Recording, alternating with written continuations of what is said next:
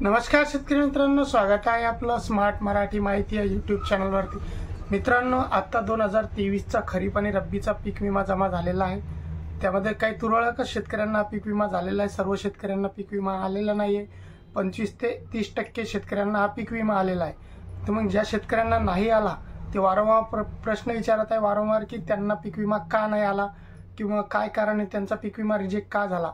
तर हा एक प्रश्नच आहे, म्हणजे विचार करण्यासारखी गोष्ट आहे की शेजाऱ्यातील जे शेजारील शेतकरी आहे त्याला पीक विमा मिळाला आणि त्याच्या बाजूच्या शेतकऱ्याला पीक विमा मिळाला नाही। तक्रार दोघांनी सोबत केली, तक्रार सारखीच केली, तरी पण देखील त्या शेतकऱ्याला विमा 1 रुपयाही नाही आला आणि काही शेतकऱ्यांना भरपूर आला। ज्यांना आला त्यांना चांगलीच गोष्ट आहे की शेतकऱ्यांना विमा मिळाला आणि चांगल्या पद्धतीनं मिळाला। परंतु ज्या शेतकऱ्यांना नाही आला त्यांची काय चूक झाली, तर त्यांची चूक काहीच नाही झाली। त्यांची चूक ही झाली की जेव्हा आपण तक्रार केली आणि जेव्हा क्लेम आपण केला कंपनीकडे आपल्या नुकसानीची, त्यानंतर जो पंचनाम्यासाठी जे कंपनीचे जे विमा कंपनीचे लोक येतात, जे मुले येतात आणि ते पंचनामा करून जातात, त्यावेळेस देखील वारंवार शेतकऱ्यांना सांगितलं होतं की जो पंचनाम्याचा जो कागद असतो, जो फॉर्म असतो, ज्यावरती ते आपली माहिती भरतात, शेतकऱ्याची सही घेतात, तो पंचनाम्याचा जो कागद असतो, तो फॉर्म असतो, त्या फॉर्मचा एक तो फोटो काढून घ्या किंवा एक झेरॉक्स घ्या की जेणेकरून जी आज परिस्थिती निर्माण झालेली आहे की अनेक शेतकऱ्यांना पीक विमा आलेलाच नाहीये। फक्त 20 ते 25% शेतकऱ्यांनाच जे आहे ते 2023चा खरीप आणि रब्बीचा विमा जमा झालेला आहे। बाकी शेतकऱ्यांना 1 रुपया देखील आले नाही।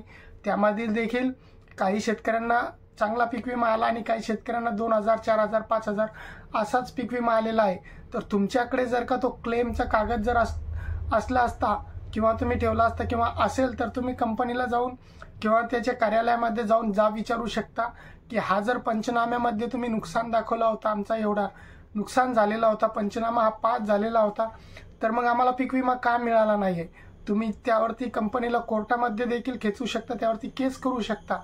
परंतु आपण ती चूक करतो त्यावेळेस जे आहे ते काहीच घेत नाही, उलट त्या कंपनीच्या लोकांना पैसे देऊन पंचनामे, आपलं नुकसान असताना देखील त्यांना पैसे देतो, पंचनामा करून घेतो आणि आपल्याला वाटते की आता पीक विमा हा मिळणारच। तर इथून पुढे लक्षात ठेवा, जेव्हा आपण तक्रार करणार की तुमचं जर नुकसान झालं पीक विम्याचं, ते कशानेही असं, नैसर्गिकरित्या पावसाने असो किंवा दुष्काळाने, कशानेही तुमचं नुकसान झालं, नुकसानाची तक्रार केल्यानंतर जेव्हा विमा प्रतिनिधी येतो आणि पंचनामा करतो, यापुढे प्रत्येक वेळेस त्या पंचनाम्याची एक प्रत आपल्याकडे घ्या की जेणेकरून जी आज परिस्थिती शेतकऱ्यांची झालेली आहे की जर कुठे शेतकरी गेला किंवा विमा का नाही मिळाला तर तुमची तक्रार रिजेक्ट झालेली होती, तुमचं म्हणजे तक्रार रिजेक्ट झाली होती, मग पंचनामा कसं काय म्हणजे पंचनामा तुम्ही केला कसा, ते तुम्ही प्रश्न त्याला विचारू शकता।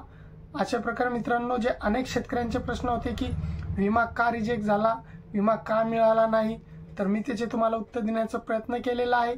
अजून 24चा जे पीक विमा आहे तो शेतकऱ्यांना येणार आहे, त्याचे कॅल्क्युलेशन सुरू आहे। त्याचं कॅल्क्युलेशन झाल्यानंतर आता बघूया त्यामध्ये देखील काय निकष लागते आणि कोणत्या शेतकऱ्यांना विमा मिळते आणि कोणत्या शेतकऱ्यांना मिळत नाही। मित्रांनो, अशीच महत्त्वाची माहिती तुमच्यापर्यंत मी वेळोवेळी पोहोचत राहील।